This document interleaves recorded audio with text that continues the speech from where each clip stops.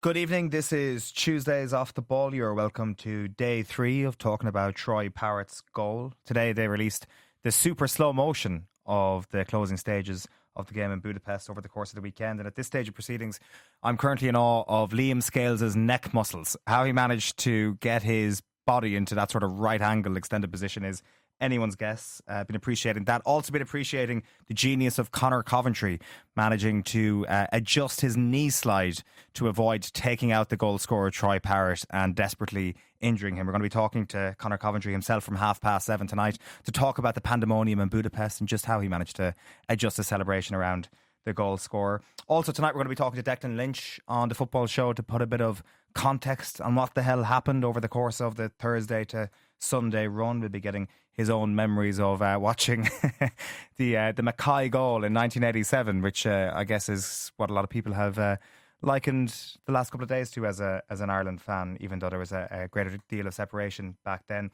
Also tonight we're going to start looking ahead to the Springboks game. Brian O'Driscoll will be with us in studio from 8 p.m.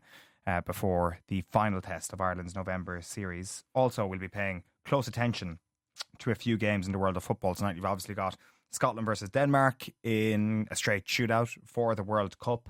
But crucially for the Republic of Ireland, Wales are playing North Macedonia in Cardiff at 7:45 p.m. We need Wales to not win. And Austria are playing Bosnia and Herzegovina in Vienna from 7:45 as well.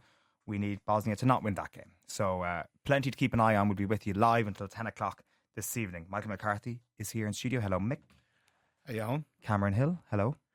Good evening, Owen. It's Tuesday evening, which means Sunday afternoon wasn't a dream, we can safely say. I mean, yes, we couldn't be fully sure of that yesterday, but I think we can finally come to that conclusion now. I'm reminded by your intro there of, do you remember if you, they had an anniversary après-match night for Italia 90, where they played all the, they had a, you know, because of how overdone it all is, they had the lineup with all these innocuous things of what was coming up, and it was like Chris Morris, art of the throw. I feel like we're getting to that point with this goal already, where it's like neck muscles with Liam Scales. Let's analyse this goal even more. What's your favourite one of Liam Scales' neck muscles? Well, it's a pity there's no more Daily Edge, because I feel like what part of the Troy Parrott replay, what your favourite part of the Troy Parrott replay says about you as a person is like a list that's ready to go, or a BuzzFeed quiz that was never made. I make fun of Eoin here, and I did watch the super slow-mo that RT put out today, like about 3 or 4 times, and that, you know, a good few people have said it in the punditry about him knocking it down under the goalkeeper and that being important, and it was like there was... Yeah. I think I watched it 6 times in a row, you know.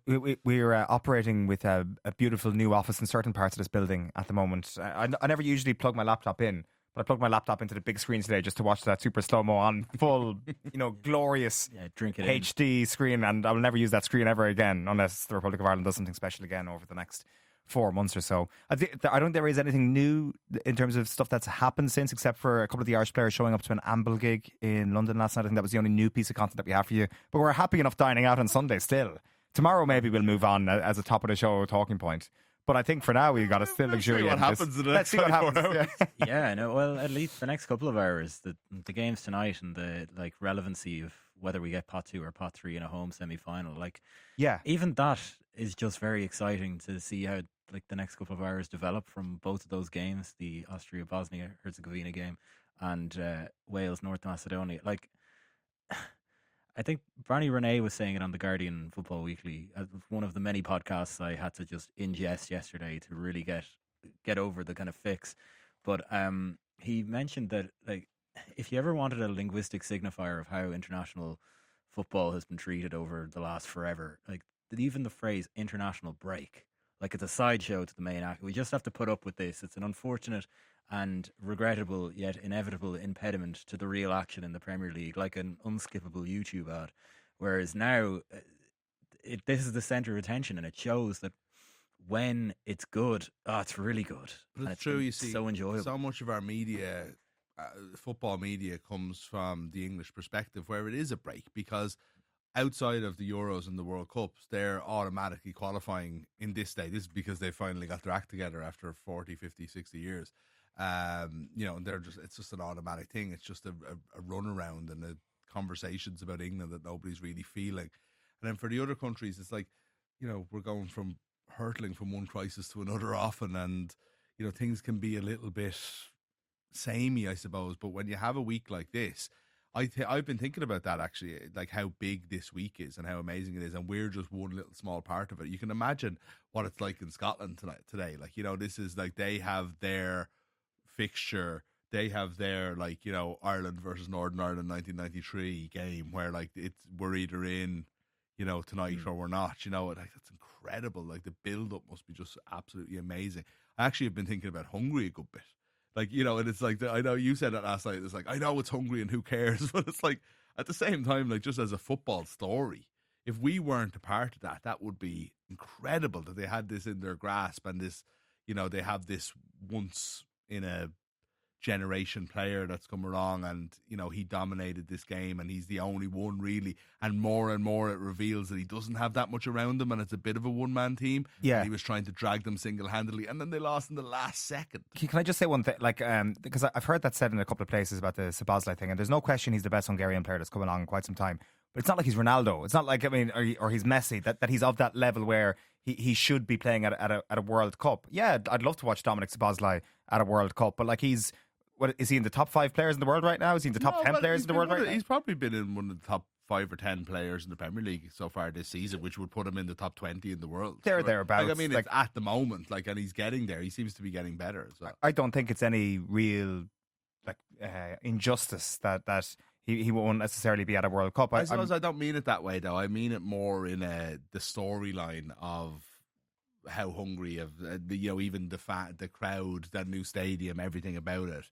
Yeah. It was just something very interesting. I don't think we felt any heartbreak, but a few days on, I can at least sense that it was there now. Are you forewarning a scenario where let's say an English manager comes into Hungary and drops Szoboszlai Brady-esque from the squad ahead of the 2028 Euro qualifiers and going to Euro 2028, and suddenly Hungary are the greatest football team to have ever played football? Yeah, well, there was there was a little sequence on Sunday afternoon where you're like, God, this guy is really putting a stamp on the game right now. And just to be clear, I'm only kind of making that remark on the back of me hearing that just a few different places. He would be the best player on the Ireland team if he was playing for the Republic of Ireland as well. I'm not denying that. So best player on the park. I think we have a higher floor than a lot of these countries, but there is I think what we could do with a, I don't know, international class, if you don't want to say world class, whatever it is, like a top player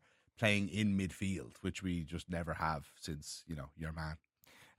Let's get things kicked off with the news round this evening. Cameron Hill, you are starting with the under-17s earlier. Yeah, our reign as the greatest nation to have ever played football is over, Eoin. The Republic of Ireland under-17s suffered a disappointing end to their World Cup campaign today. Colin O'Brien's side were beaten 3-1 by Switzerland in their last 16 clash in Doha.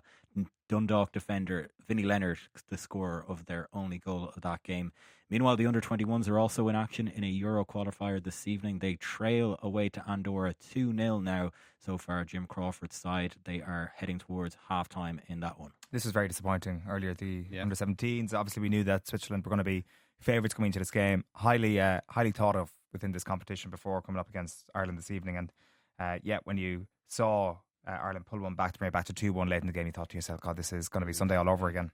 And actually, as it goes, it's turning out to be quite a negative day for Irish international football, and the dream is over. Brought back down to earth. Yeah, because the under-21s, I presume you have it there, but 2-0 as I was coming into shooting a couple of minutes ago. Not great against Andorra.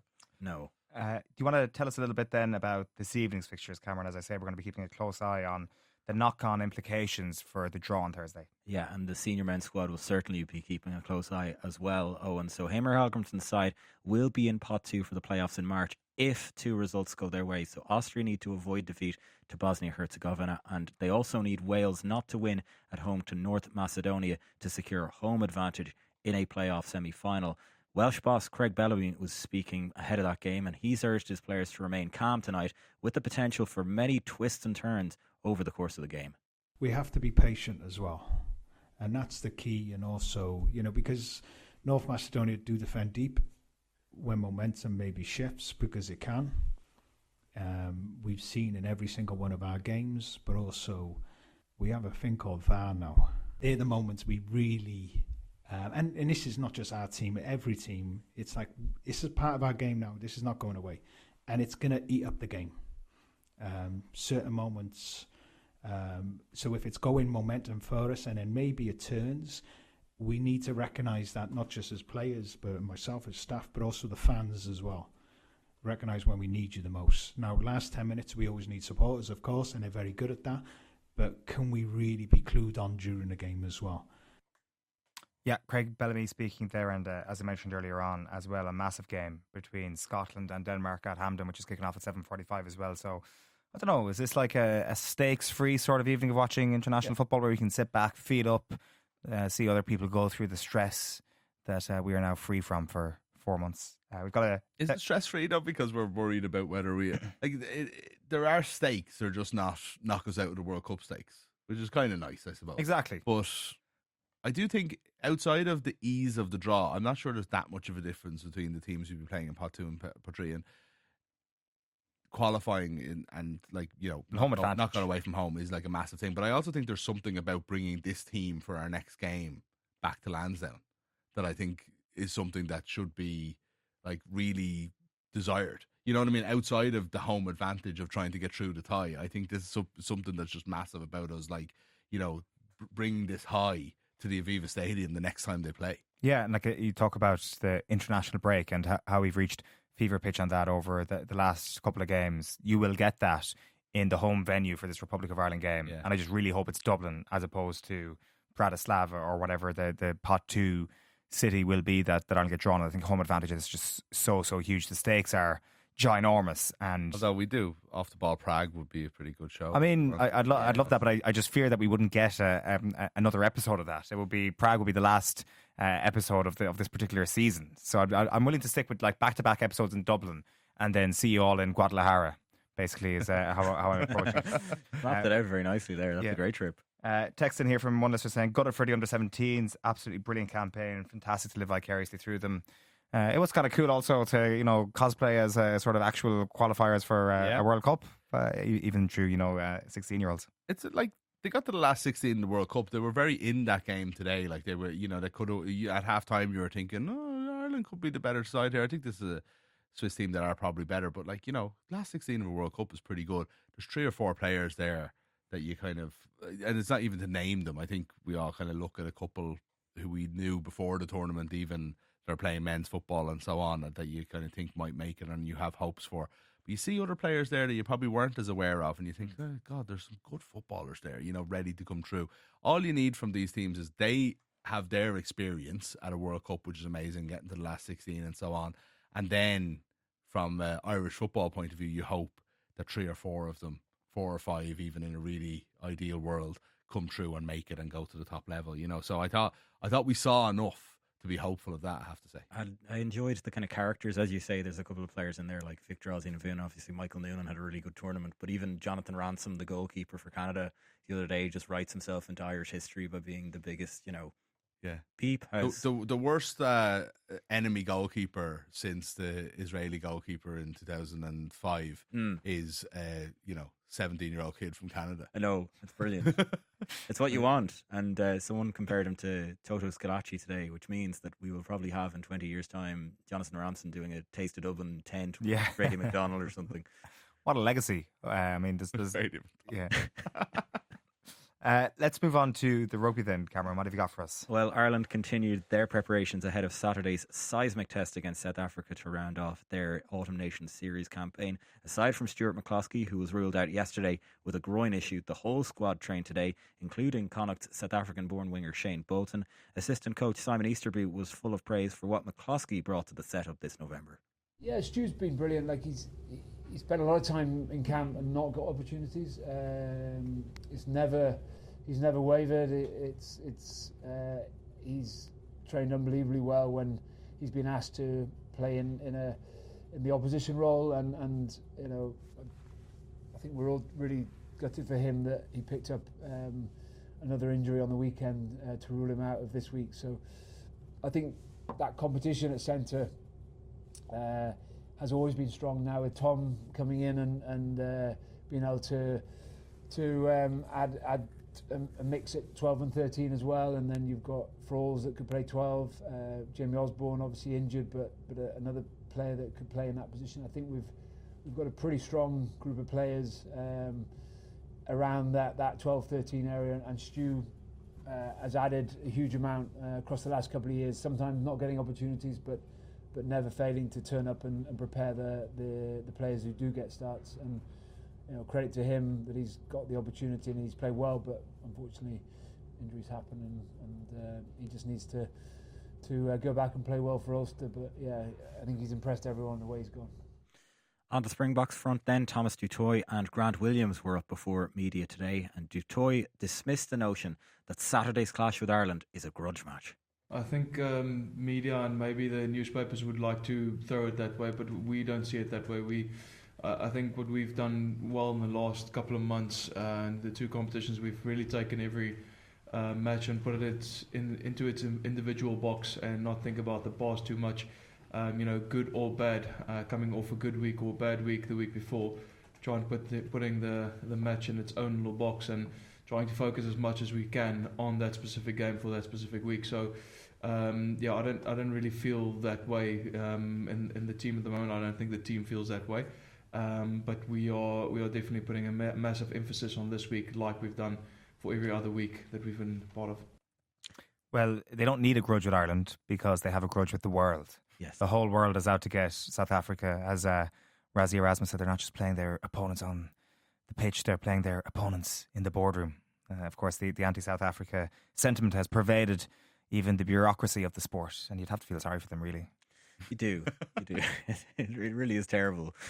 4 red cards, I think. I mean, Makazole Mapimpi, he accidentally turned a guy upside down and almost took his head off. Yeah, you can't deny him a 50th cap for that. Lou de Jager accidentally, of course, didn't show any sign of tackle technique. And just because the Mostert one was a bit of a borderline decision doesn't mean that the previous 3 are all of a sudden thumbs up, stand up guy representative moments. Do you think Mostert is like, don't lump me in, I have an appeal. Yes. Why are you lumping me in with them?